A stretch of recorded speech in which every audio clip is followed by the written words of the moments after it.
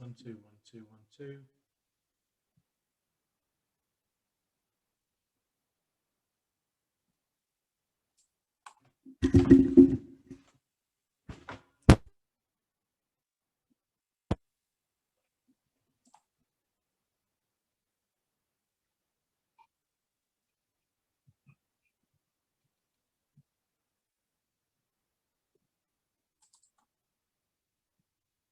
One two one two one two.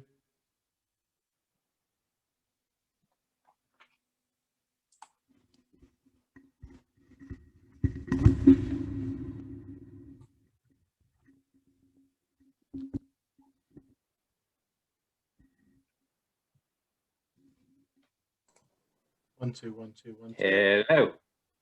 Hello. Morning. Hear me?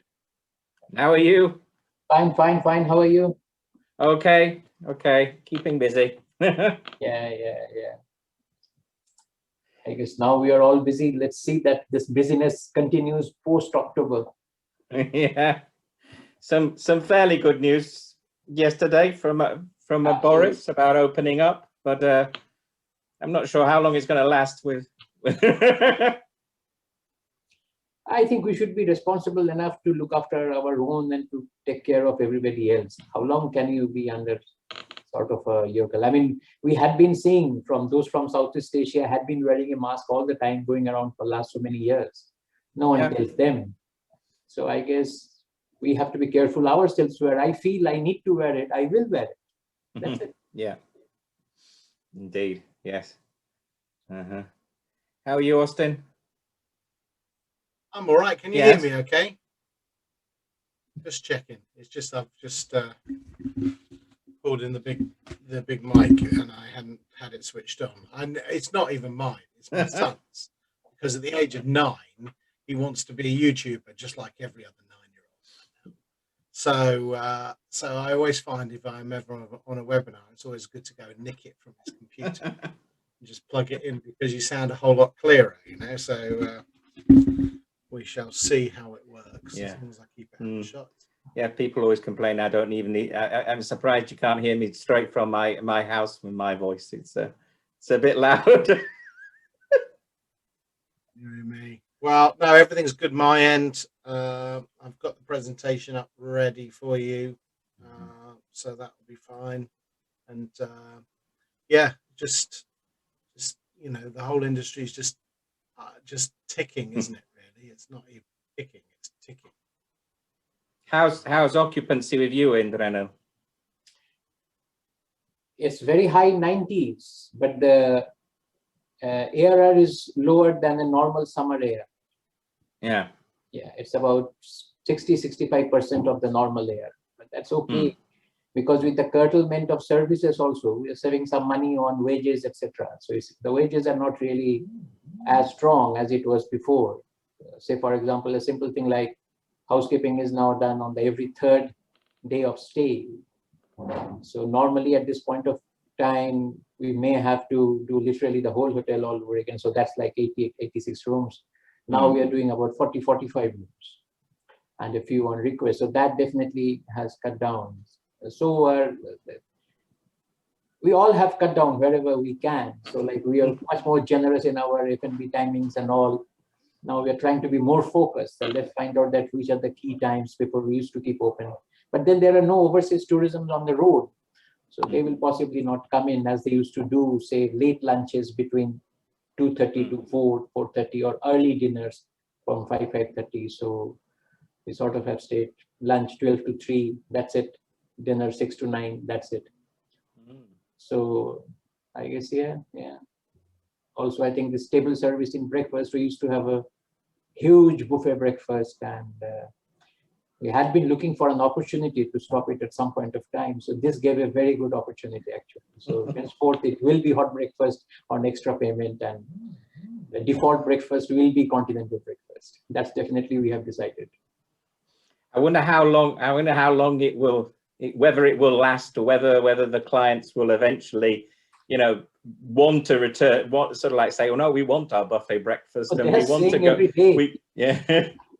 We have a lot of repeat guests, but I guess it all depends on what's happening in your with your competitors. I mean, if everybody does, you really can't stay out of the block. We'll have to also, but I guess everybody has got a little taste of blood in their mouth. So let us see. Let us see. Yeah, see how. Yeah, the buffets were always. It was always great for staffing, but really bad for food cost unless you had a good control over it. So. Yes. And it's very difficult to scale down in a running operation. You just can't say that today there is this 70-item buffet and come on Monday it becomes 30. You can't do that. No. So I guess this gave us one of those rare opportunities where we could do it and then possibly slowly start thinking that which is the best balance between a generous breakfast and a extraordinarily generous breakfast. Something like that. But food purchases have really come down. Yeah. I wonder how, because I've heard a lot of comments on, since yesterday, I've heard quite a lot of comments on the news and things about people saying, well, actually, I'm quite getting used to this table service in the bars and this and the other. I wonder whether we'll end up with most people actually preferring table service and going to a more continental style rather than hoarding around buffets and hoarding around bars and all that sort of thing. I mean, what we thought we'll do is we will, given when everything becomes okay, we'll start a continental buffet. So that will be a good continental buffet. But if you want a hot breakfast, so that will be optional. So there will be an option that if you want to buy it, and it will be table served all the time. So it's pre-plated. And at the end of the day, if somebody orders a hot breakfast, it's going to be better quality, isn't it? Yes, absolutely. So it's because in a buffet we used to get complaints like your eggs are cold, How are you? Austin's shaking his hand there. If Really, of all those cooked breakfasts that I've had in the last year in hotels, I tell you, the quality, would have been in better theory, on a buffet. the theory sound, but the practicality of delivery right now is a challenge. Yeah, I suppose, but I don't know. It's it is when you do it at home. Yeah. Hi there, Kevin. Hi, Azer. How are you guys? Morning. Hi, Robin. Hello, everyone. Hi there. Hi, Azer. Hi. It's great to be here.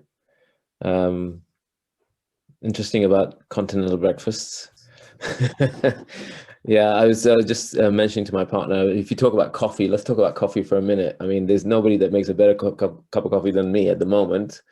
Out of a cafeteria. I mean, it is as simple as that. I'm not prepared to pay £3, £4, for a cup of coffee out there because it is what it is. But yeah, it's you don't pay for the coffee, personal do you? choice, isn't it? You pay for the atmosphere and the chat with the person who you're morning, with. Nico. Morning. How are you? Hi, Nico. Good. Yeah. Positive to this morning, positive. Yeah, good. I was able to place a candidate this morning, so I'm very positive. Yeah. Nice. Is everyone good?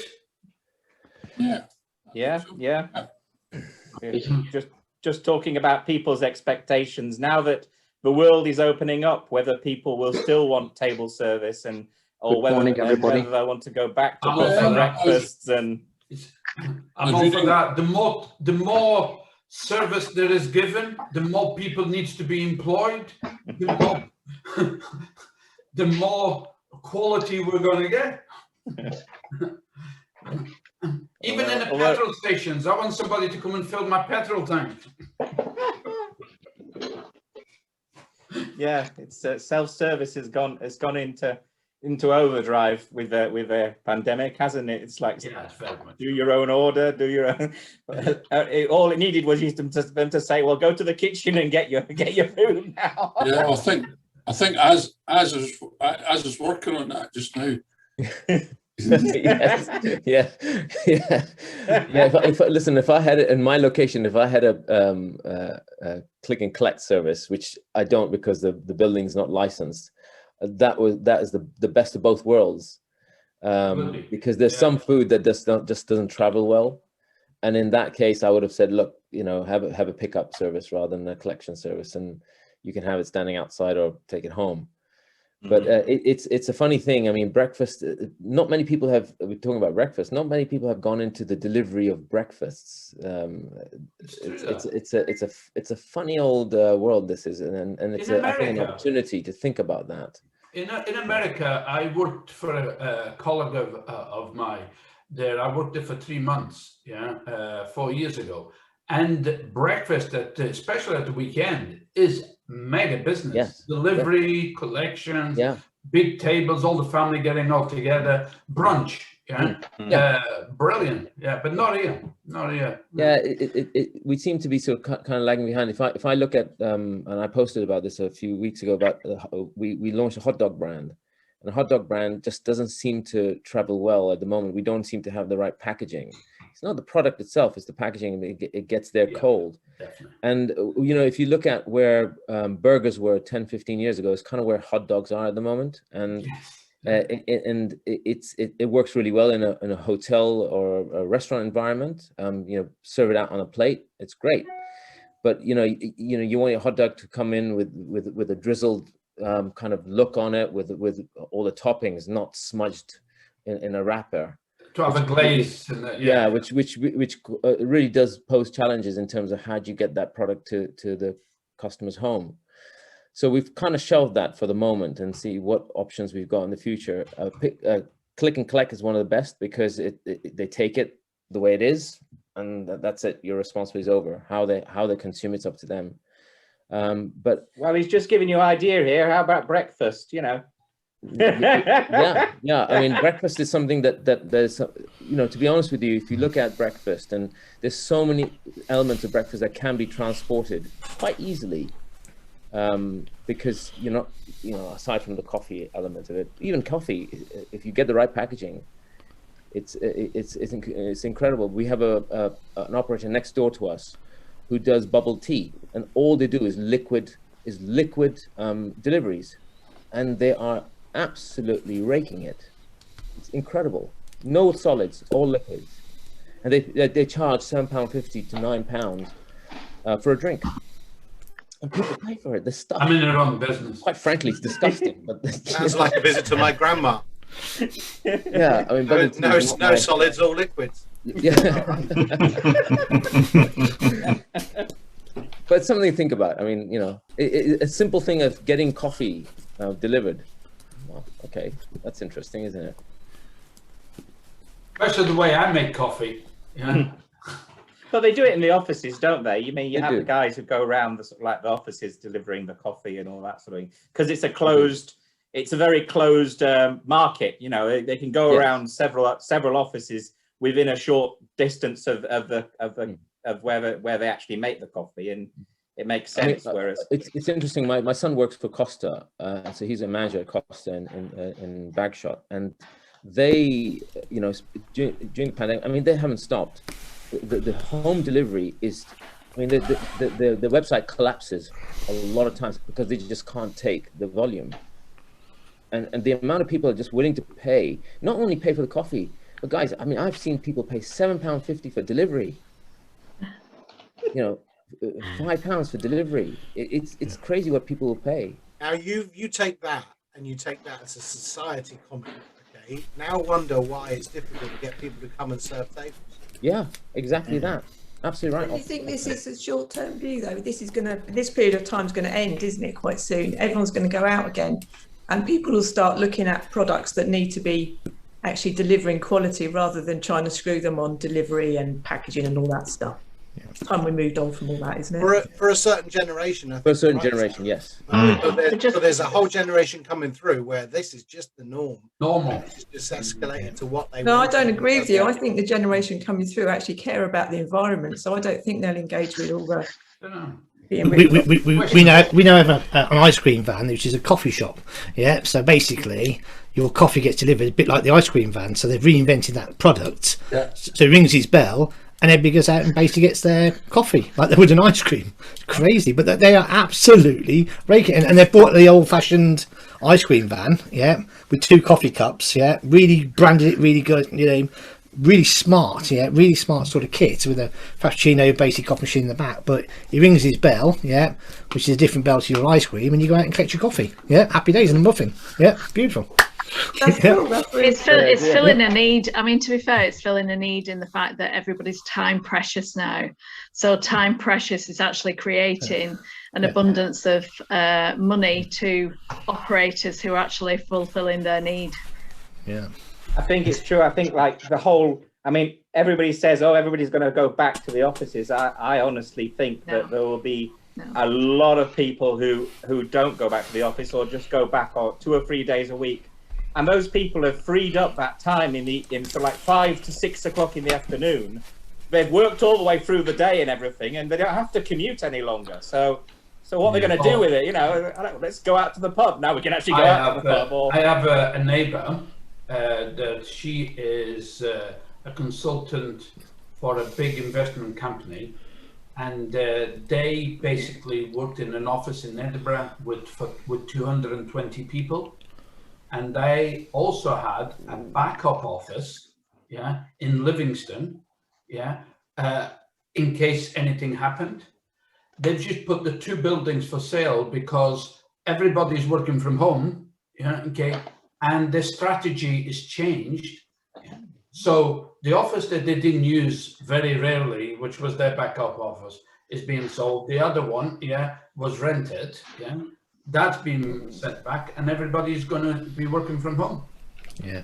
Saying that, I was in Birmingham yesterday. I was in Birmingham 2 weeks ago, and it was dead. The city centre was eerie. It was like a Sunday morning just before the shops opened. It was absolutely eerie. Went there yesterday, for another meeting, and the coffee shops are absolutely rammed. And I mean, basically, lunchtime was rammed. The coffee shops were rammed. 3 o'clock in the afternoon, the coffee shops were still going.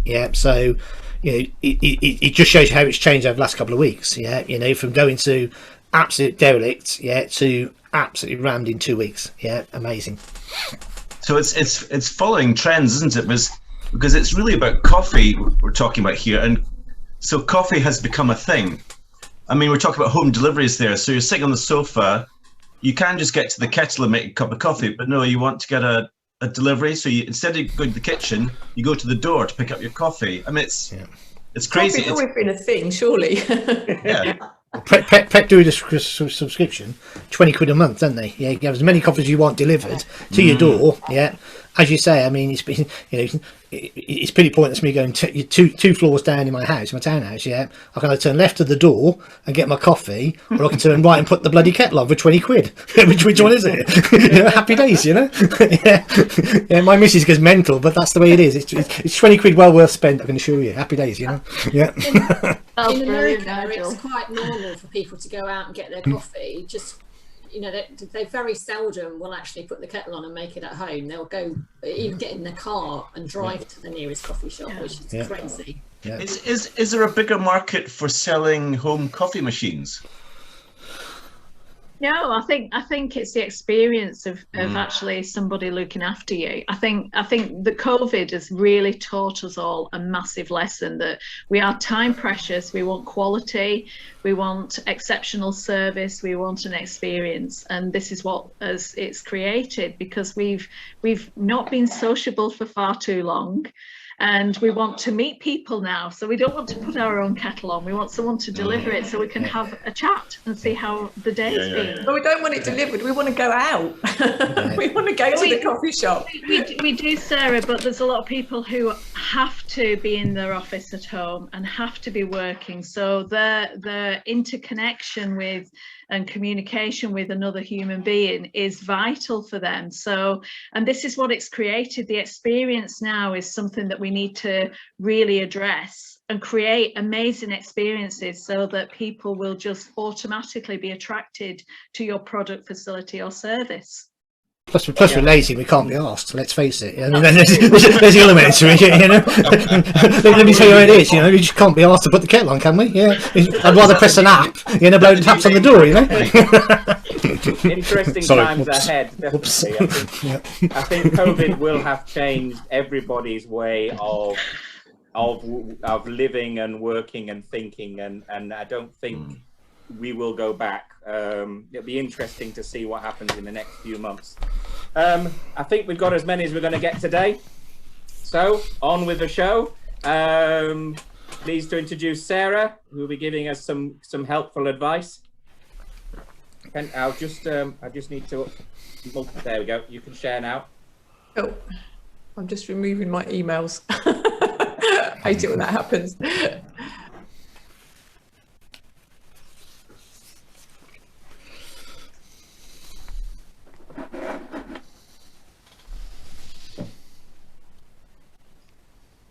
Has that worked or not? No, nothing's come up. Oh God. Do you want to do the presentation on your screen, Robin, and I'll talk through it? Would that Okay, work? if you pop it over, and I've emailed it to you already this morning, just in case. Okay, got it now. Yeah, just 1 second. I'm not very good at multitasking. I know I'm meant to be able to, but I'm rubbish. And my screen. Is that one? Yeah, there you go. Brilliant. Shout when you want me to change it. Okay, I'll go click. Is that right? Yeah. Morning, everybody. My name's Sarah Hadwell. I'm a commercial artist and I've worked in the hotel, brewery and IT sectors. I've been lucky enough to work for Regent Inns, for cruise ship companies, for Dell, for all manner of fabulous companies. I think the main thing that struck me about how the hotel industry is going to move forward is obviously you're going to have to increase your offering and earn more money out of your offerings, and also employee engagement. So hopefully what my presentation gives you is a little bit of maybe ideas for that. Click. The main thing I've realised recently, and I know it's controversial, is that digital marketing is not the only solution.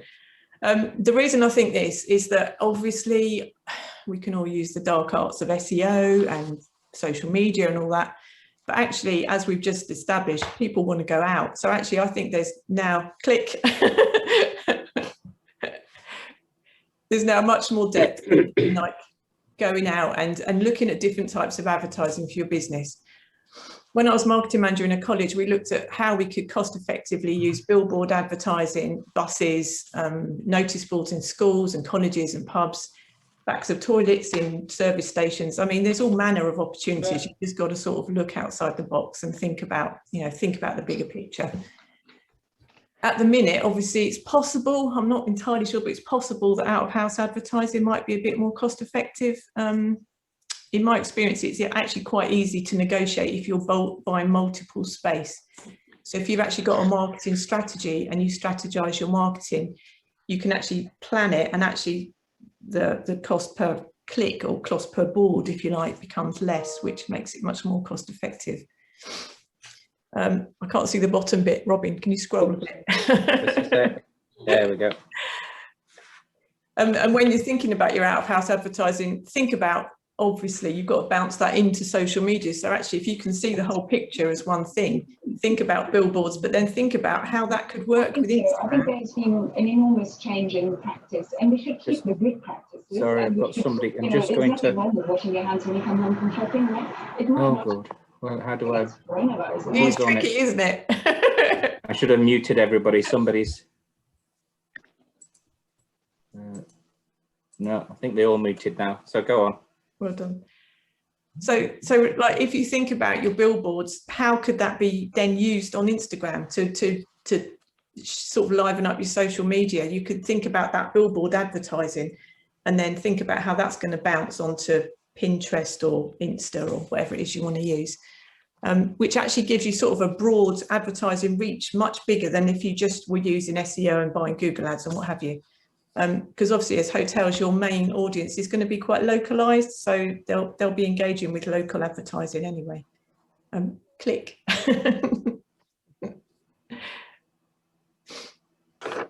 Environment experiences are now going to be key.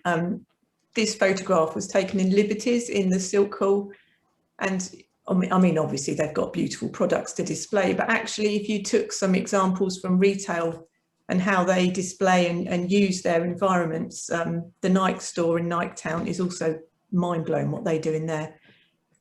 Okay, you might not have that sort of budget, but you could use different types of dynamisms and different type of, you know, decoration that could liven up the hotel in a different way that maybe you hadn't thought of before.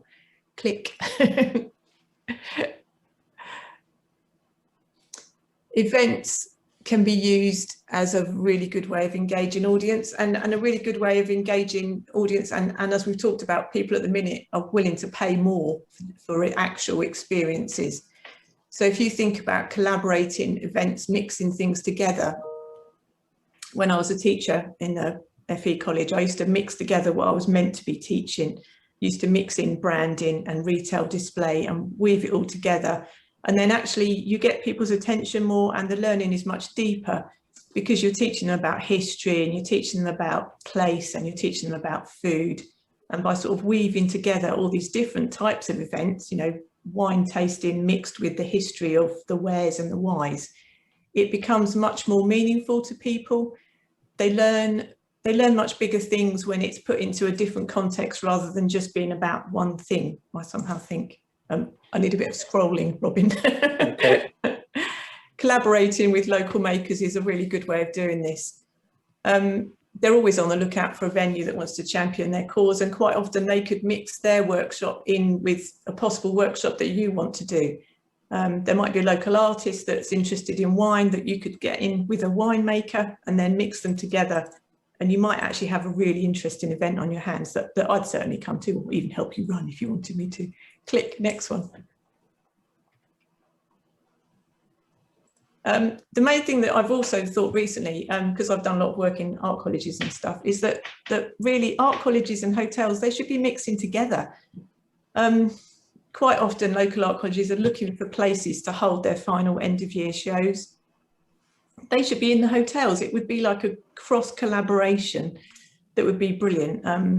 You're helping your local art college and they're helping you. You've got cross promotion on the event because the local art college would bring on all their parents and obviously you'd invite your audience to see their final show. It would be much stronger than all the local art colleges that have their exhibitions in their own halls.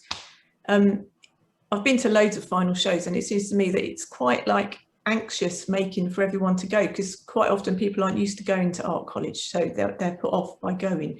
Whereas if it was in their local hotel, they would engage with local students. Local artists are always on the lookout for venues and to hold previews or exhibitions. And obviously it's a win-win for the same reason as the art colleges. Whenever I have an exhibition, my preview brings my audience along, and also they bring their audience along. The collaboration is really strong because you've got people that wouldn't necessarily choose to come, but that will still come. So it's a definite win-win. And also you might end up collaborating with them on projects. You might find that their paintings would work in your venue, or, you know, they might use your venue in their paintings. It's the cross-fertilization of two different industries that gives the strength in this. Click. And again, that's collaboration. I mean, products can also be used, which you probably all do in your shops or whatever. But think about local artisans and what they're making and how they can put their products in with your stuff and mix it all up. Click. Experience marketing is something I've done a bit of. Wayfinding is really important in a hotel. You can quite often end up hacking your guests off by actually not giving them easy access to find their rooms, by making it difficult for them to work out where they're going. I mean, in the cruise ships, my main brief was always get them to the casino, which we did by sneaky signage, which was really bad, but that was my brief. But colour coding is a very useful way of doing this. And also, if the colour coding and the maps are done really well, then you've almost got a piece of art on your wall, albeit a map. Well, I think maps are art. They're really, it's really critical that wayfinding is done well, because it kind of proves that you care about your venue and that you actually care about your guests. Directional signage doesn't have to be boring. It can be quite interesting. You could kind of make it into a game if you wanted to be playful with it. Even artworks can be used as a way of wayfinding. On one of the ships, we used like big pieces of art as like corner points. So that kind of showed the sector of the, you're going to go left here or whatever. That was used quite often. Wallpaper and fabric in interiors can be printed to order now. We're now in this amazing world where short run stuff can be printed, which means you don't have to buy the expensive designer wallpaper or expensive designer fabric. You could actually go out, you could think about how we're going to tell the story of the hotel. Your graphics can become your pillows and your curtains and your carpets and whatever you wanted now. Short run is really becoming a thing thanks to the fourth industrial revolution. The Internet of Things can be ignored, thank God, because actually you could actually have bespoke pieces that don't have to cost the earth, which tell the story of your venue or of your guests or your food offering or whatever it is you want to tell. I've worked with rug manufacturers and window blind manufacturers and signage manufacturers, and actually they can actually now produce things like just one-off things, which means you could even end up with pieces in your hotel that are actually unique to your hotel. I mean, I just think it's amazing now. Digital print has kind of opened up the world, and it's even become sustainable, using less water and less chemicals. The whole depth of the goodness of it is actually massive. I won't go on now because I'll go on, click. I'll ramble on too much on that bit. Marketing vibe is something that sometimes I guess hotels might get lost with. If you've had the same marketing person in charge for a long time, it sometimes gets hard. I mean, I've been in that situation where you've been in a job for like 8 years and you start to run out of ideas. And actually the thing to do then is to just go and rummage. The depths of marketing cupboards will always give you the answer. Quite often previous marketing people have maybe had a great idea, but they've not known how to express it. So sometimes it just needs upgrading. Some ideas that some people have had, you know, they might have almost been there, but they couldn't quite draw it or make it read right. And then if you put another mind to it, you can sort of go, oh God, that's a great idea. We could actually use that and we could market that product really well with that idea. Again, it's just a case of mixing things up and not being scared of things anymore. I think that's how I feel most about marketing, obviously, because now we're in the sort of social media and out of house advertising world. I think it has to all come together. They have to bounce off each other. Also interiors, which I know this is mixed up, marketing and interiors, but that's kind of how I see it. Because even interiors, you can do the same thing. It doesn't need to cost a fortune to upgrade a hotel. I mean, I've worked with artists painting walls and stuff. It's possible to sort out wallpaper and to recolor it and to spray paint things. And sometimes it's a bit mad, but actually people want some madness in their hotels, don't they? We're not going out to be bored. We're going out to be entertained. We want to feel at home, but actually more than home. I don't know if any of you saw the Wetherspoons thing last night about the pub industry, which was really interesting. I think it's on Channel 5.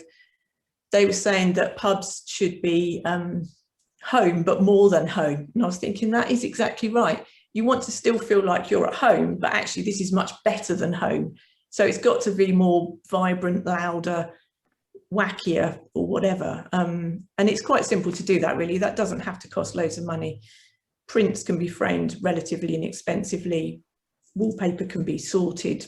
Colour can be used with huge effect. So all of that is fairly cost effective to do. Click.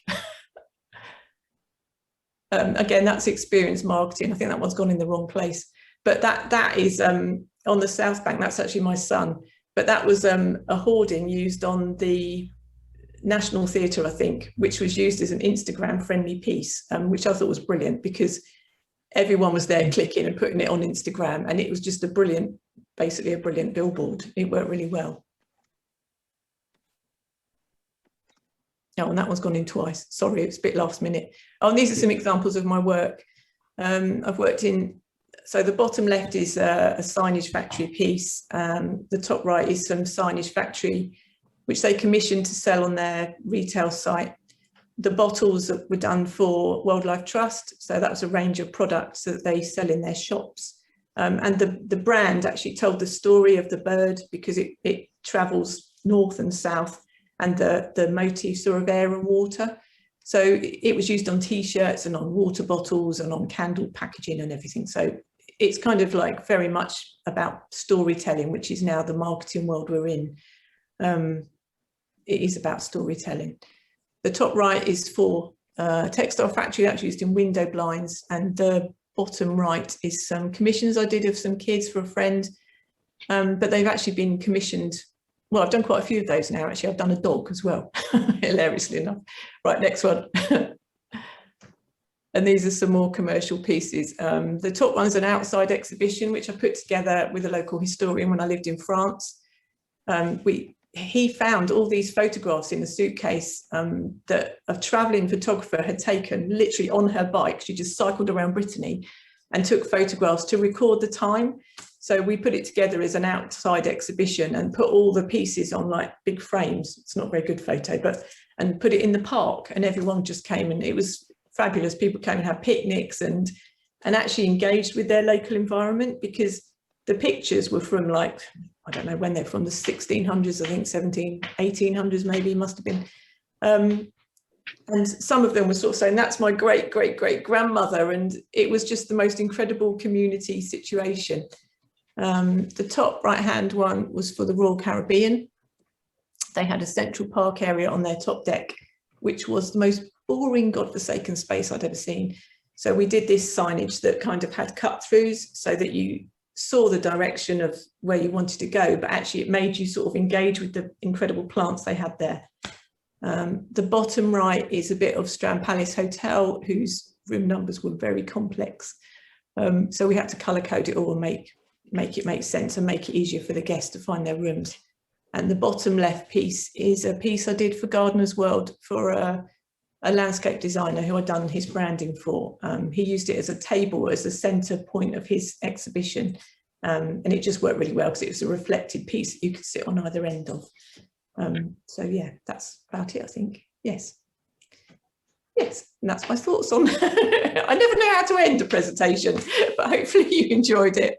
If you'd like a copy of it, I'm sure Robin will send it out and you can nab it. Yeah, I will do. Anybody got any questions for Sarah? Some interesting points there about different ways to actually to change the way we market. It is interesting to sort of see the different to ways to attract people. I quite liked the idea about the signaging.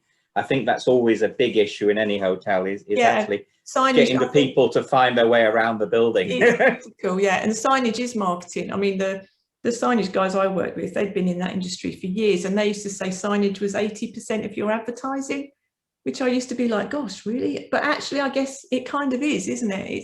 It's like the first marker of who you are and what you stand for. So yeah, it was critical. It is quite critical, actually. It's a really good interview. Presentation, Sarah. Thank you. I think it's interesting what we were talking about a little while ago about bespoking and how the industries have changed, where they, you know, with sort of 3D printing and everything that's developing. And we talk about hotels and restaurants and hospitality providing an experience for customers, and that's a unique experience that we mentioned. In the same breath that hotels could also consider using, as you say, signage, for example, or specific individual pieces where that really can tell the hotel apart from anybody else. And it's the experience of not only, you know, eating or drinking at the hotel or staying, but it's the whole ambiance. It's the whole experience of, you know, being in a room and each room being specific, especially if it's a boutique hotel. I mean, I always stay at boutique hotels. I don't go to mainstream hotels, but I love the individuality of those hotels. And yeah, but even the big hotels, I mean, like if you look at Holiday Inns, they've all like lost themselves in their brand. Yeah, if they actually marketed from each individual building, has always got a story, hasn't it? As you say, it could be done by regional. So if a group of hotels are in the region, they can pick those things that are local to that region and put those ornaments or those bits and pieces that really represents that region. I think it's a real sign of ingenuity. I love the idea of bespoking. I think it's really, really important to do that, because it gives you that identity, it gives you that ability to be different, and it drives people back into the hotel. If they love it, if they love the signage, for example, a simple thing of signage. I mean, you can put so many things on signage, internal signage of a hotel. Your brand on that. Let's start with that, and the color schemes and all sorts of stuff that you could think about that could really inspire people to say, you know what, they've really thought about the detail. It's about, yeah, I mean, Strand Palace, we actually ended up doing the artworks in the bedrooms. So we actually had to, because Strand Palace Hotel is deco, obviously.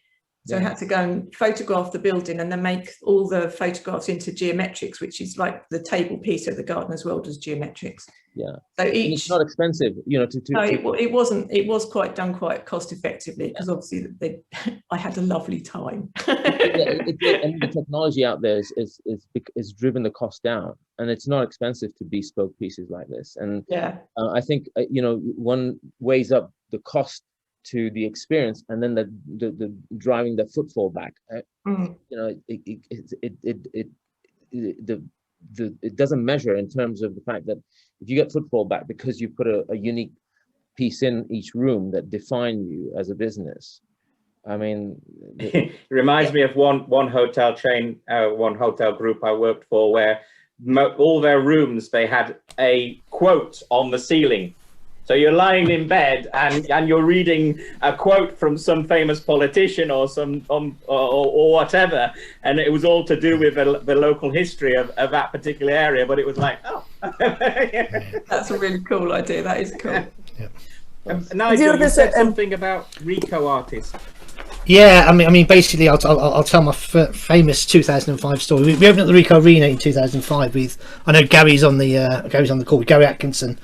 And we opened up the bistro, and to be quite honest, in 2005, graffiti and what class is shock and awe marketing, the talking point just wasn't there. So Gary got a local artist in, and I think I was quoted to say, the biggest pile of shit I've ever seen in my life. It was in my reception, which was a custom bit, and I almost threw it away, and I've got to say, 30 odd years later, it was probably the most talked about piece that quite clearly was in there. So it just shows you that basically, and it was a pile of rocks. It was a pile of rocks on top of each other. I remember being absolutely furious, going to reception and saying, "What the hell's this pile of crap in my reception?" That's the whole point of art, though. That's the point of art. Absolutely. To make people talk about it. I was in a coffee shop yesterday, and funny enough, they'd made the lampshades out of milk crates, and there's farming stuff on there. But what they'd put is basically two big fluffy clouds on the ceiling, and they were huge, they were massive. One was light and one was dark. And about 6 or 7 times throughout the meeting, we're pointing out, going, that's what the forecast is. And it was amazing, the sort of talking points. So it was just fantastic. I 1,000 years later, now I've grown up. It's not the biggest pile of crap I've ever seen. I love it. You know what I mean? I love it. I love that sort of stuff. But that's my 2005 story. Thank you. Sorry, Gary, but that's the way it was. I'm just wondering if to do with the colleges, if there could be another spin-off in terms of struggling in recruitment and getting staff.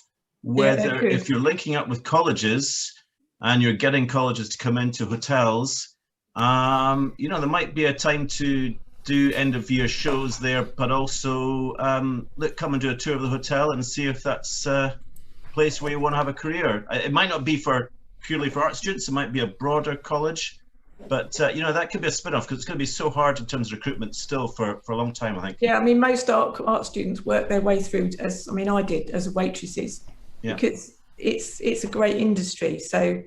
But equally, business students would also be interested because they might want to go into the hotel sector. So there's massive collaboration on that. It's huge. Definitely. That would probably work. I think also, John, there's basically this collaboration between the industry and businesses now, as well as colleges. I went to a restaurant the other day, which was basically trying to get the farm into the restaurant. So they've got sort of working parts on the walls and tractors and stuff like that, and that was quite interesting, trying to get the two together, and that was them trying to basically pull that together. So you're quite right. I think there's lots of work to do there. We do. Sorry, Robin. No, I was just, good. So I think we're good to move on now. Find out how procurement's going after pandemic and that probably after Brexit. Let's face it. So introducing Austin, and take it away. Okay, I'll share my screen if that's okay, Robin. Yeah. And I'll just pull up the presentation. There we go. So hopefully everybody can see this okay. I will change to swap that view. That should be perfect. Is that right for everybody? Yep. Lovely. Okay, hi everybody. My name is Austin Bushrod. I'm from hotelcostclinic.com, and which doesn't mean a lot to you at the moment, and maybe I might squeeze in a slide or two later on about it, but I'm going to really talk about post-pandemic purchasing. The first thing I want to highlight is you see it says post-pandemic purchasing part 2. That's because I did a part 1 on another webinar somewhere about 4 or 5 weeks ago, and I've just updated and added it because things change all the time. And you can go on to hotelcostclinic.com and see the first part if you so wish. Just to introduce you to myself a little bit, if you've not met me before, I've been around the hospitality industry for, well, in about 2 weeks' time, I hit my 20th anniversary. I don't know quite how I landed in hospitality. I started off in military procurement, so it really was something completely different for me. But most of my time I spent as a purchasing director. But what I've done also is I spent time in business development working with the likes of Bunzl, also Amenity Warehouse. If anybody's seen anything, Amenity Warehouse, as a short little tiny mention for them, they are a provider of innovative hospitality solutions. So for example, there's a nice little serving glove that we're about to launch. It's antiviral, it kills COVID, it can be washed 30 times, and it's made from ocean plastic and biodegradable. So, you know, we kind of get involved in things on the Amenity Warehouse side for the hospitality industry, you know, little innovative products that people won't see anywhere else. So what I kind of like sit on both sides of the fence, and I have sat on both sides of the fence for a long time, being on the purchasing side and obviously on the sales side. I prefer to look at it really as being stuck between heaven and hell, because depending on who you're dealing with, nobody knows quite whether you're the enemy or a savior. So what I find is whatever side you tend to be on, hopefully I can help and support you with that. So I've kind of got 2 quick presentations in one here for you. One is I'm going to start and focus on the hotelier, but I'm very conscious that there's a lot of people on this call and a lot of people follow up with these webinars that are from what I call the support team, i.e. the supply side into the hotel industry. So hopefully I can give a little bit of insight from that direction too. And obviously it's good, I think, for both suppliers and for hotels to understand each other and what's going on in their lives at the moment. So post-pandemic purchasing is a kind of like you know, which side of the fence you sit on, which side of the view, either everything's on fire and everything's nasty and everything's dodgy, or there's a bit of a new spring going on and there's real opportunity for change. And it's about, you know, particularly choosing your own attitude and what you want to do going forward. What I will say is there are some basic principles that any hotel needs to start by thinking about. And the first thing is to understand that they're in a world of low occupancy. So effectively, a lot of hotels are still in these 0 to 50% occupancy mode. In fact, nationally, I think on the stats, I think we're still sub 50% in the hotel industry in the UK.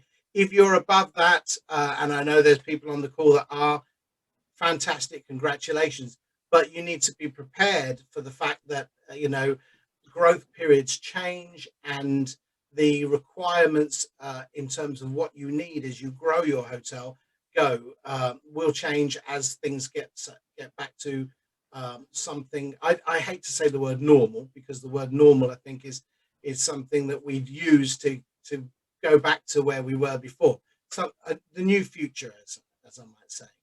So really what I'm encouraging people to do at the moment is to go back through and plan for their growth periods and review what their supply needs are for various different stages of occupancy growth.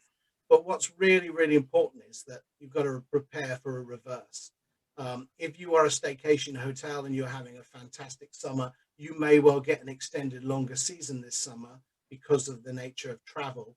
But come September, October, November, maybe things are going to have to reverse slightly, and you may contract a little bit more than you perhaps used to, especially given that there's we're going to have to live with COVID for the time being, and that may affect how people are traveling.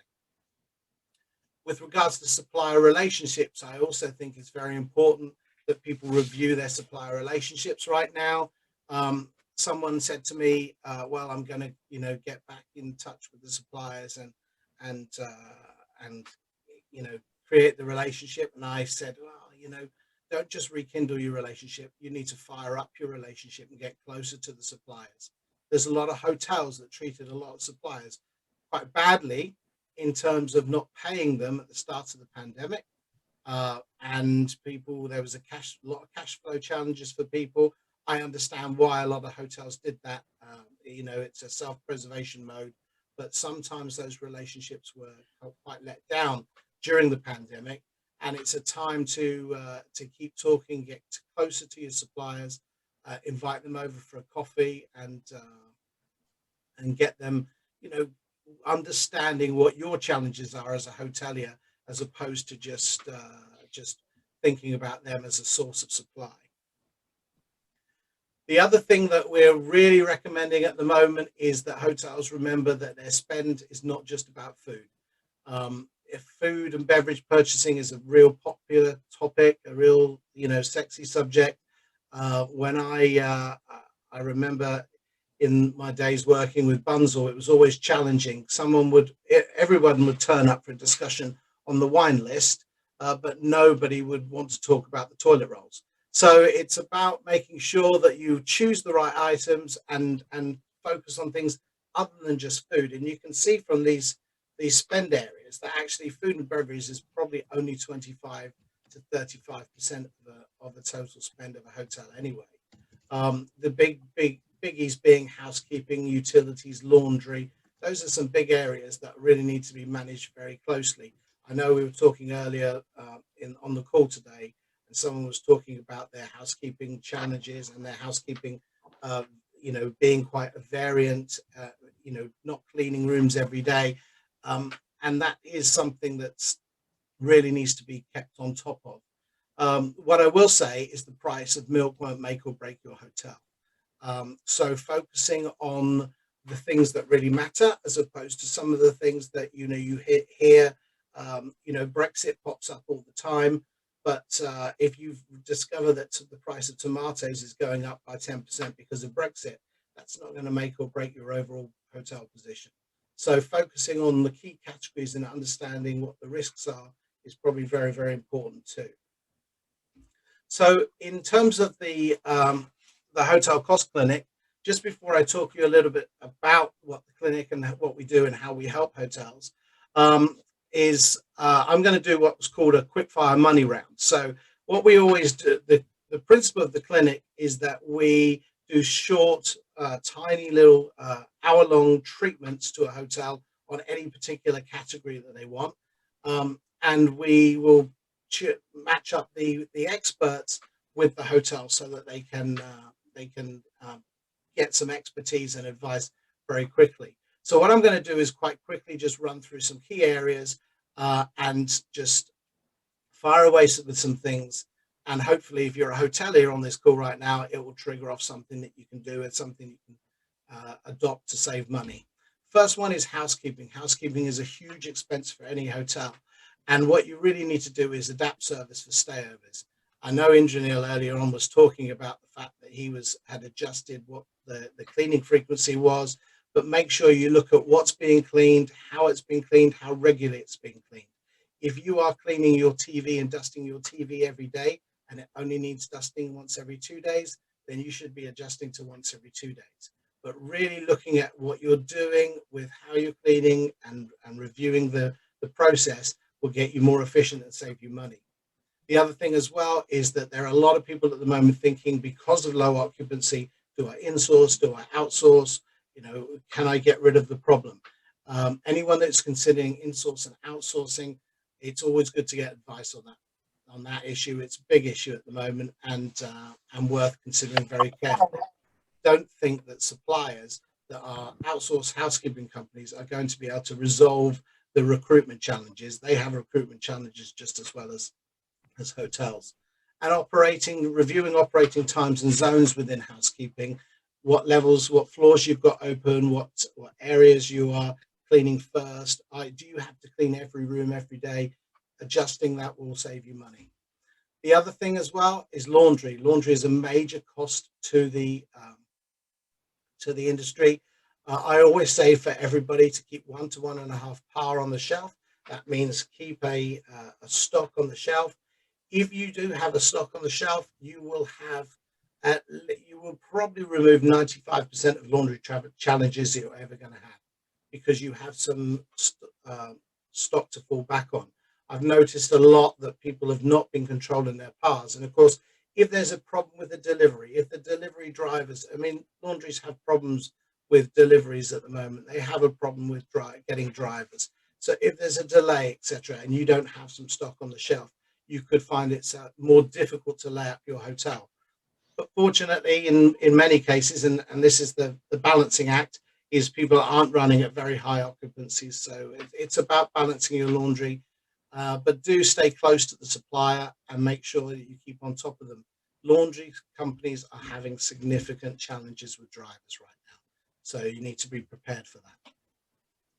Utility hints. Here's a trick for you. If you have not had your bills reviewed in the last short while, or the last 7 years, you can have them completely reviewed.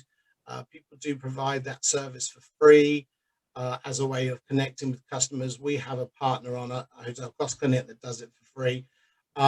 But basically, the targeting of the utilities companies is 95% bill accuracy, which means if you can review 7 years worth of bills, which I'll do some maths, is, I don't know, 84 bills, which means 4 of those were probably wrong based upon the principles of of the maths. So at the moment, you can go back and have your last 7 years of bills reviewed. It doesn't take any effort, and you can get cash. We've managed to pull in about the latest figure, about £750,000 worth of cash for people over the last year, just on bills that were incorrect.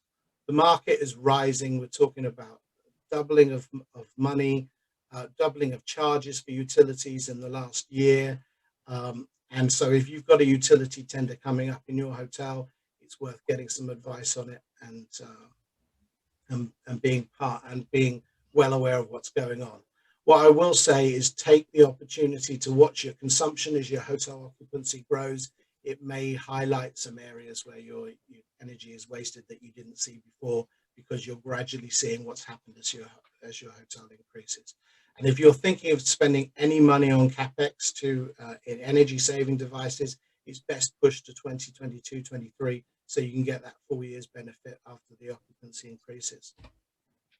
And finally, on the quickfire stuff, the F&B hints that we always say is people should adjust their pack sizes. If you are only delivering breakfast to 10 people in the morning and you're still buying 2.3 or 2.4 kilogram tins of beans, you've not adjusted what you should be buying. So adjust pack sizes, buy products into the kitchen.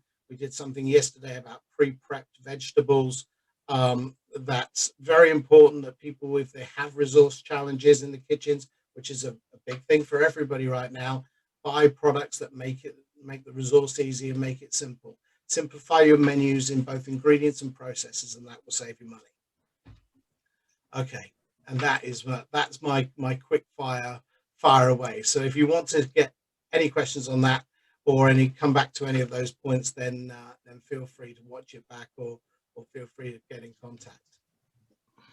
So just a quick one on the clinic, just to let you know what the clinic is. As I said, we do Zoom treatments. We've got 15 specialists from all over the industry. Lots of names and faces that people recognize. And effectively, it enables a hotel to speak to someone who really knows their stuff about a particular area. Every single, well, 95% of the treatments on the system are guaranteed.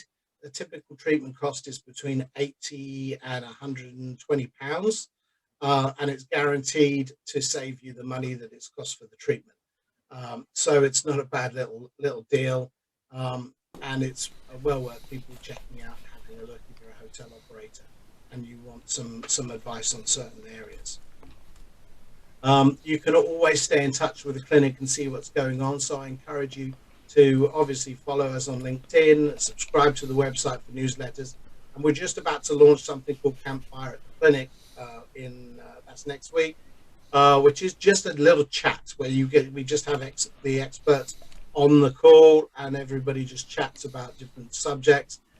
Next week's subject, I think, is the recruitment crisis, changing the service offering in hotels and in hospitality. So you can imagine it's one of those things where everyone just gets together, pours themselves a drink, and just has a little chin wag, and everybody can just chuck in questions. So those of you who are on the call that are regards to selling and selling into hotels, I'll put a different head on now and just talk as an ex-procurement director for hotel groups, etc., and try and give you a lowdown of what's going on in those groups. Now, both in hotel groups and independents, what you've got to watch out for is that actually some of the key decision makers that you would have known or had contact with 18 months ago have either gone, they were either furloughed, or they were got rid of completely, or they've just got rid of their central departments, or got rid of that resource area, or weakened. And sometimes what you find is that decision-making people, it's been farmed to other people, and other people who wouldn't necessarily know what they're making a decision about. So it's a bit of a challenge. If you supply into hotel groups at all, one thing is to note is that actually a lot of hotel groups have given way to the local decision makers. It was very hard in the pandemic, especially with head offices being furloughed, to be running central procurement organizations, and it was left down to individual GMs to operate their hotels and how they would do it. So some of those structures that were in place when you wanted to sell into hotels 18 months ago have been broken down or just disappeared a little bit. So having that direct connection with the hotel is an important thing if you're looking to sell into a hotel and do business with them. I will always say to people that priorities at hotel level should have changed. So you need to think about what the priority is. I was working with a company recently who wants to sell a yogurt concept into hotels, and although I think that the concept is very good, especially for meetings and events, I had to explain to them that actually, right now, if we call up a hotel and say you want to sell yogurt, there are a lot more things important in the hotel's world right now than yogurt. So it's about understanding where the priorities are. Do watch out for the tenderers, those people that have got back into hotels and restarted their departments, and especially purchasing departments who are suddenly saying, okay, I'm now going to start my tendering activity. There were some that tried to keep tendering activity going on through the pandemic, and it's always a sign of a purchasing team or an individual that's usually quite far removed from the actual realities of what's going on. Right now, a purchasing department really needs to focus on maintaining supply and maintaining supply relationships. And one of those things that can kill that is tendering. So the other thing I'd finally say also with regards to working with hotels at the moment is choose your customers wisely. Choose the horses to back. Don't necessarily think that selling into everybody is a good thing. And because actually sometimes you can end up with a cold. If you're specifically a consultant, the word consultant is still taboo, so try and find something else. Freelancer is good, but it's definitely a time to get creative. Don't worry about being different. You are what makes you different, and people are a lot more willing to trust in your expertise if it's a reflection of yourself. There are definite gaps and resources that are coming that will need filling. But at the moment, the hospitality industry is only really getting restarted, is being hit massively by the recruitment challenges, and it's going to take a time for them to get over that process before things start to operate normally. Do love and value yourself. Don't let people take advantage of you too often. Although we all need to work as consultants, it's important to know where you are and what you're about, and do take time to embrace what technology is going on. And just as we have in the Hotel Cross Connect with regards to using Zoom now, as opposed to face-to-face meetings. My final slide is always a crystal ball, because people ask me and say, what's going to happen, how things are going to go forward. Recruitment is not in crisis in the hospitality industry. This is the future. The word crisis, it always gives you an idea that this is something that's going to be done and it will be over. This is going to be a challenge, and there are some people I talk to who believe that, you know, the hospitality industry has had a lot of challenges on recruitment for many, many, many years, and this is just going to be exacerbated by what's gone on. We spoke earlier, some of us, about business travel change. It's not going back to how it was. If you consider pre-pandemic being 100% of business travel, and post-pandemic and during the pandemic being zero, we don't know exactly where that's going to end up. But what we can be assured of is that not everybody is going to be traveling as frequently. Hotels in the UK are significantly impacted by business travel, as well as the other areas of hospitality. If you think about the last time you had a midweek meal in a restaurant and looked around and wondered how many people were on expenses, now if you take 20% of those people away, that restaurant's in trouble. So there's a real challenge, and I do think that come October, November, this is going to rear its ugly head even more, as we see business travel will not come back as quickly as other travel might. Prices are going to go up. Prices on supply are going to go up. It's not just a Brexit thing, it's an inflation thing. And you need to rethink your margins accordingly. And if it means a longer term game with lower margins, that's what's going to happen. We also have a long way to go. It's one of those things that we need to settle in and say, actually, where are we going to be over the next 5 years in terms of growth, as opposed to the next 2 to 3 years. It's a long haul. We're all in it together, which is a great positive thing. And there's a lot of opportunity and a lot of opportunity for change and to improve things going forward. So that's my whistle stop tour. I hope I've gone quick enough to carry anything off. But if you have any questions, fire away. Austin, an interesting, insightful presentation. Thank you. I think I was on the supplier side into hotels for many years, and in fact, I supplied the Radisson for many years. And it's interesting. You talk about especially ingredients going into kitchens. One of the things that suppliers fail to understand is the changing nature of supply into based on footfall. I remember when we were supplying a lot of our customers, wherever we could, we would split the case. And then split the case means that if it's a baked bean that they want, then they would get 1 can, and instead of a case of 6. Even if it's a 400-gram can, they would get 1 or 2 cans. What that does, it drives more product into the supplier because of that flexibility. It seems to be more expensive, and it is, but ultimately it's the balance between keeping that business and getting rid of it. And what we did was, which big boys actually, they're rather, I don't agree with this, is that they're rather good. That's where there's a case price and an individual price. Keep it simple. For the hotels, they want it simple. If it's an individual can price, 50p, then the case price should prorata up to a case. And those are the little things that really can help operators and hotels to keep things stable.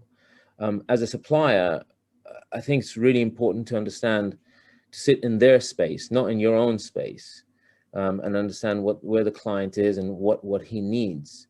We tend to lose the focus of what the client really wants and base it around what our costs are. And I always used to have this view of, it's the balance between what works for both. And sometimes you have to lose the battle to win the war, as they say. Yeah, it's, PAX, as being a procurement director back in the day, I was dead against split cases. Didn't understand it. I was a head office, head office people are far removed from the coalface. They're far removed. They don't understand it. It was only, and I started as a procurement director in hotels at the age of 28. So in those days, I thought I knew it all. But gradually, as I went, and I would go work in kitchens. I would receive goods in. I would see what was going on. So I gradually learned that. But what's happening now, a lot of the time, is that because people are using purchasing organizations and things, everything's become spreadsheet based, and so they're not seeing the practicalities of the advantage of a split case or a smaller packet or whatever, and they're not understanding the wastage that it's caused by them not having the flexibility of it.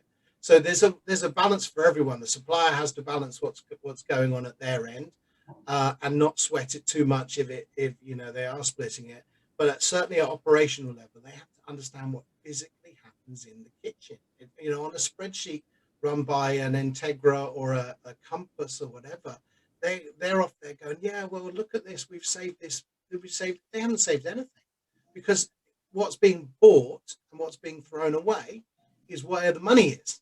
So, and this is a great point to make, and this is where we, as a team, can give that kind of advice, as opposed to just saying, well, if you go to so and so, you can get it cheaper, because that's not the benefit of it. It's a forever perennial discussion about balancing up the practicality of cost saving by buying in bulk versus the right pack size for your business. I think this is Simon's arena also. You can see me smiling. Can you? In the past, so this is he knows exactly what we're talking about. Yeah, no, I was just glad that Austin dissed Integra for just a second, but no. I can diss them all if you like, but well, we'll take that one offline, Austin. Yeah. No, all I was going to say was, thank you very much for your presentation. It was excellent. I was going to just tag on to what, as I was saying, that my view is, and I wonder what you think, is that supply, we all know brakes and bid food are absolutely imploding, particularly brakes at the moment. And I think those smaller, more local, but very professional businesses, the Creeds, the Savonas, those type of businesses are going to come out and win for people in the future. That's my view. I'd be interested to know what you think. I think they will have a successful business model going forward. They're never going to be a brakes or a bid food, but I think there's customers that will suit brakes and bid food more. If you just take hotels as opposed to individual hospitality, when I was in Accor, as a purchasing director in Accor, I would shake hand on a deal on 125 hotels worth of spend. But actually, those 125 hotels are now owned by this group, this group, this group, this group, this. So the purchasing decisions have disseminated into smaller groups or individuals. And because of that, it gives a better fighting chance to a small distributor who says, actually, I can do this. The big guys, the Hiltons of this world or whatever, are not going to push, are not going to enforce that people have to use a bid food or a brakes, although they have good deals on bid food or brakes, because they're all now setting up their own purchasing organizations to try and make a 3% or 6% of everybody's spend. So it's these smaller guys have a lot more chance to do to have decent business within their 50 miles of where they operate or 100 miles of where they operate. And I know that they've also they've also tried to group together in kind of consortia, haven't they, to give that that third option nationally, which is good.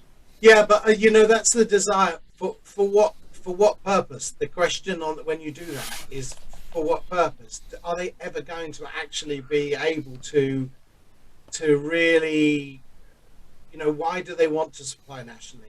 There's always that love of the business when you're developing it, saying I'd like to be national provision, but maybe it's good to be the best independent in the Midlands. Yeah. The best I mean, I'd rather have a 1/10 of London than have the whole of the north of England. Yeah. And that's nothing against the north of England, but we know where the money is. Yeah. So it's a difficult one, but I'm really pleased that smaller organisations are getting a better chance. Local purchasing is very important, right, Nick? And I think at the minute it's critical, because if everyone's gone localised, if you're using local suppliers, then it's going to be a win-win, because that's how everyone's thinking at the minute, aren't they? Everything is now localised, isn't it? Yeah, smaller organisations. I mean, I mentioned Amenity Warehouse earlier on. The only reason Amenity Warehouse worked in any way, shape or form is because the big guys aren't interested in the little innovation. They don't have time or effort. And the purchasing organisations haven't got, you know, if it's not on a spreadsheet, they ain't looking at it. So there's a whole massive opportunity within the whole hospitality industry to be using, you know, smaller, different organisation companies. But the skill sets need to be there. People need to think about, okay, if I'm going to do that, how am I going to buy my fruit and veg from that company? What skills do I need to know? Rather than just assuming it's, well, apples are apples, which we know they're not. And it's going to create loyal support if you're buying from local suppliers and everything, yeah. And a lot of the hotels and restaurants and that do rely on the local trade, yeah, through the winter periods. And if you're buying local, yeah, you're going to get that loyalty back from the community as well. Yeah, well, hotels need to shout about it. This is the thing. If they're doing it, they need to shout about it. They're not good at shouting about it. I mean, hotel groups have bought sustainable energy for years, but tell no one about it. So they've got to shout about it and make it really, really obvious. Hotels need to become the hub of the local community. Absolutely. If you see that decline of the business travel, what's going to happen is there's going to be hotels that have lots of space. Give some of that space to the local parents and toddler group. Give it to the guys that are doing yoga, the over 60s yoga or whatever. Give them the space. Let them come to your hotel and experience your hotel and see that the hotel is a hub. It's a hub of the community, and that's how they can succeed. Because if they rely on that business travel that's coming through, then they'll find that in 6 months, 8 months, 12 months from now, there's going to be a lot of shut hotels. There's going to happen. We are going to be driving past cold, empty, closed hotels. If you go back post Celtic Tiger in Ireland, when it all went like that and it all crashed, there's still a lot of buildings in Ireland, hotel buildings that you can drive past, and it's been closed for 15 years.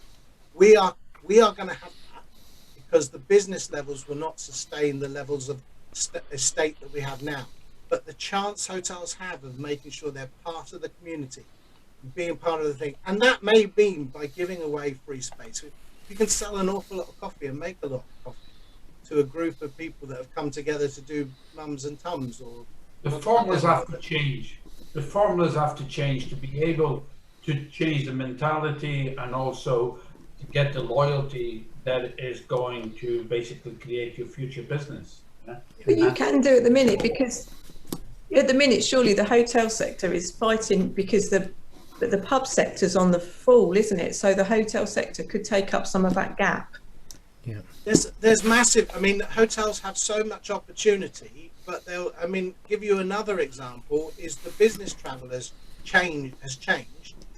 So if a business is closed, Nico said about someone who's closed their offices, but they still need to connect to staff, but they need to connect to staff differently. So why doesn't a hotel, instead of saying I've got a room for 6 people or a room for 12 people, say I've got a room that's dedicated to one-on-one performance reviews? I've got a room that's dedicated to team get-togethers. I've got a room that's dedicated. Go and see what businesses will need, and the local business especially, and say, look, I've got this, come and try this, do this. Because the trouble is they're just going to try and sell. At the moment, the whole meeting and events industry in hotels, and you only have to look on LinkedIn, they're all meeting with each other. They're all talking to each other and meeting with each other. American Express are meeting with Hilton. Well, congratulations, but there's no customers there. So they will all meet with each other, and until they look down at what's happening with customers, with the hotels, and say, okay, how many of these people, what can we do differently? They're going to miss it. But local community hubs, they will be great if they just embrace it. I get a bit passionate about this bit. We talked about the coffee thing earlier. I was just thinking, if you've got a good chef in a hotel, could you do a delivery service from hotels without ruining the name of the hotel? Could you do it in a nice way? Because there may be a desire to actually get that food, but you don't even need to tell them that it's your hotel. Just have a John, I'll take you back to Azer's presentation that he did about 2 or 3 sessions ago, where he talked about exactly that, and it's about actually adapting your operations so you actually take advantage of being able to sell outside as well as inside, and creating those separate brands which make the most of what you have in your building, but actually you're selling it as a separate brand online. I mean, hotels could have shops like supermarkets in effect, couldn't they? You could sell your products directly out. This is back to Robin. This is back to the new football stadium thinking. As you know, come from a stadium background, and now we incorporate in. We think of football last, to be honest. It's a big back garden. So we think about town halls, universities, and anything we can put into the stadium. So it creates the supermarkets actually built into the stadium. Yeah. So football now becomes 29 basically days a year in the back garden. Yeah, which we use for groups, tours, stadiums, God knows what. But so you're utilising that space even better. It's about where you put your car park, free car parking, and all that. But hotels need to rethink their space. Nigel, you're right. I actually wrote an article recently where I turned around and said, if you've got 100 rooms in your hotel and you're not going to sell more than 80 rooms in the next 3 years, then think about what you do with those 20 rooms. Do you change? Do you knock some of them through? Do you make some more different rooms? Do you give them away to the community or charge differently or whatever? Because although we think, I've got a 100-room hotel, if the local area and the local business is not going to sustain a 100-room hotel, then you've got 20 spare rooms that you're going to be paying for that space. So use it for something. Yeah, turn to a supermarket, turn to Express. Really think outside the box. Really sort of have a think about basically a hotel bedrooms, not as a hotel bedroom, because you're going to see lots of real estate basically it's going to go empty. Yeah, you're right. Shared office space is another one that's coming up quite a lot. There's a really nice place in Leamington that's just opened. That's probably got about 100 working pods that you can just drop into. Clever. These guys, people like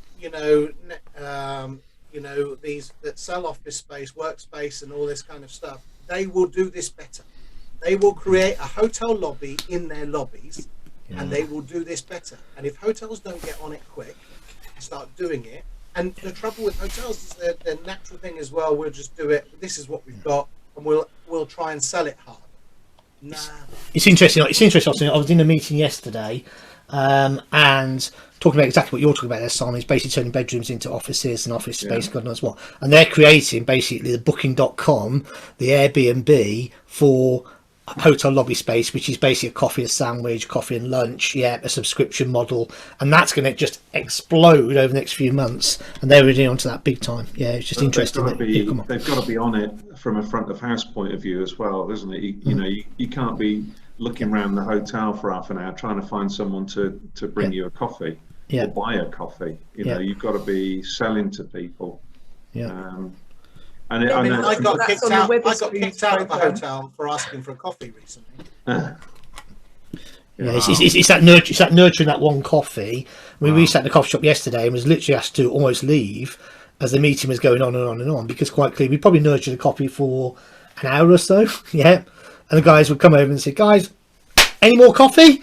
Yeah. In other words, buy a coffee or get out. Yeah, we get the message loud and clear. So, but no, it's just interesting. I mean, the conversation yesterday were all around hotels and spare space, and can we throw in supermarkets? Can we throw in town halls? Can we throw in local community alternative use into that space, and what can we actually do with it? Yeah, it's just an interesting conversation yesterday, just came up today as well. Interesting. It'll only survive though if they do it well, and I'm speaking from experience of being the customer running workshops in hotels which are in theory geared up for training.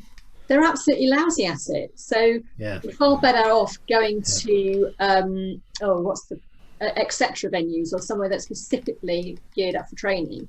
They promote all these things, but actually they have never really got it right. I'm sorry for Hoteliers, they've never really quite got it right. So if they're going to do what you're talking about, Nigel, they really need to get it right if they want to compete. Yeah, one of the worst things, I used to be a road warrior in my last job, I mean, basically 50,000 miles a year up and down the motorway network.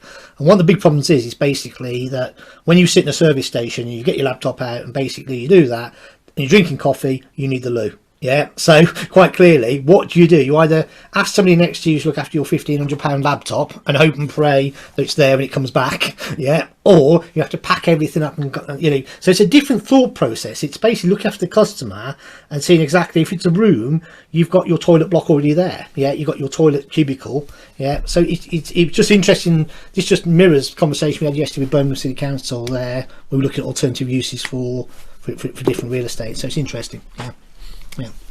I just want to mention something. So I'm new, obviously, just first today, but my company deals with energy. So it just so you're aware, because Austin was talking there about energy or utilities.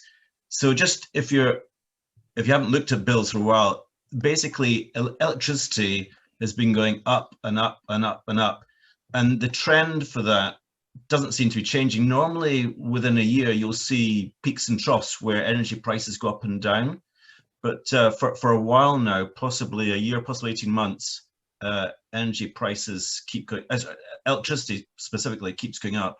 Gas has been a bit more stable, but just when you do come around to looking at that, as Austin said, you might get a bit of a fright, because it's like, whoa, how come it's jumped up so much? And there's reasons why it has done, but they are higher, just so you know.